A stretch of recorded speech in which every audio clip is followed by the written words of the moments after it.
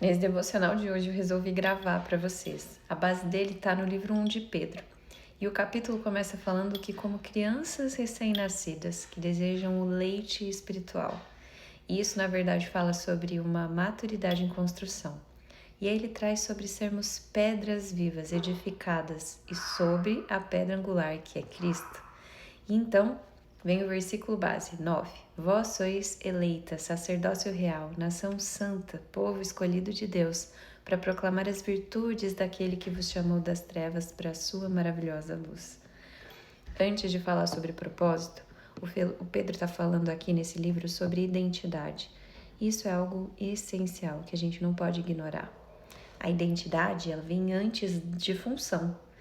Muitas mulheres me procuram aqui para descobrir o que nasceu para fazer, dizem que não estão alinhadas ao seu propósito. E a verdade é que é preciso que você saiba quem você é. Parte de algo maior, de um sacerdócio real, alguém que carrega luz. O nosso propósito, ele não começa no fazer coisas, ele começa em ser.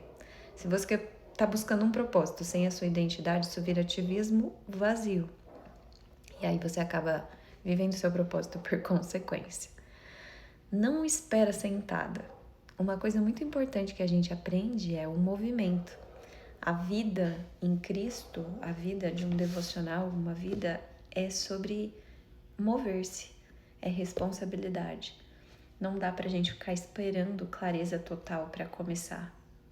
Clareza do seu propósito, do que você veio para fazer, ela acontece no movimento e a gente vê isso aqui com os cavalos. Na natureza, uma semente ela não sabe o que ela vai ser, ela simplesmente rompe e vai para a terra, né? E brota. No campo, observando os cavalos, ele não descobre a sua força enquanto ele está parado. Ele descobre enquanto ele está em movimento, enquanto ele está interagindo com os outros cavalos.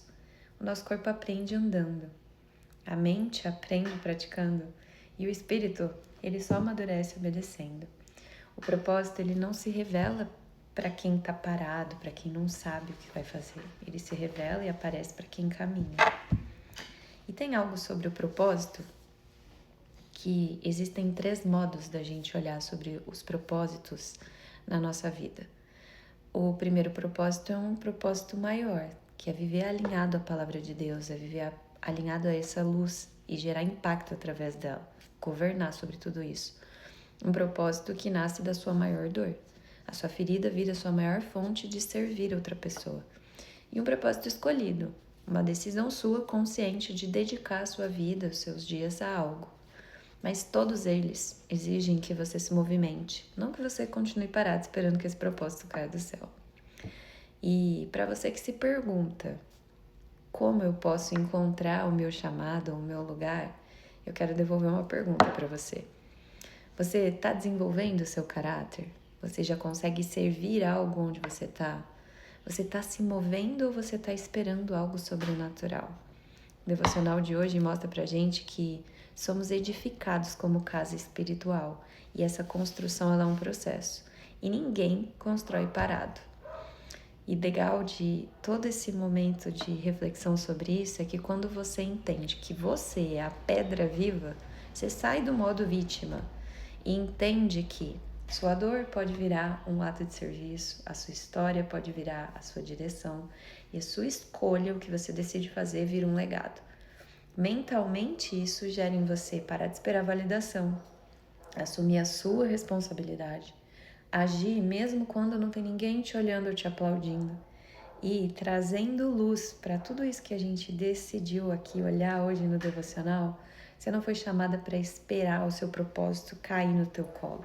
Você foi chamada para crescer, para se curar, para amadurecer, para servir através do que você tem e para ser você. Enquanto você é moldada, descobre. Enquanto descobre, consegue impactar vidas. E o mais bonito, o propósito não é uma coisa que você encontra. É algo que se move quando você vive alinhada com quem você é. Menos expectativa, mais construção diária. E talvez a pergunta que eu quero deixar hoje seja muito simples. Qual é o próximo passo coerente com a identidade que eu já sei que eu carrego, que eu preciso dar? Dá um passo e o caminho se revela enquanto você está caminhando.